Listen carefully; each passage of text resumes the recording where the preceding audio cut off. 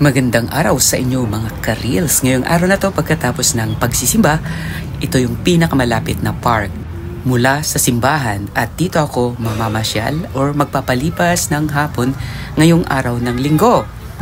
Ang pangalan ng park na to, syempre sa mga viewers ko na hindi taga Thailand ay Chatuchak Park. Ang park na to ay para sa mga walang perang pang-date sa mga mall. Charos lang, hindi. Kung gusto mong maiba, hindi lang puro laging mall o kaya puro laging aircon, dapat dito tayo sa labas. Pwede ka ditong tumakbo, pwede kang mag-bike, pwede kang mag-walking, at pwede ka ring mag-tumbling. Charos! Pero kidding aside, ang dami ding talagang nagpupunta dito. Hindi lamang yung mga turista na mga foreigner, kundi yung mga turista coming from the different provinces ng bansang Thailand. O siya, wala naman akong ibang sasabihin na, kaya enjoy the view! Ito po si Christopher, your OFW Guro, Thailand. Halika, pasyal tayo!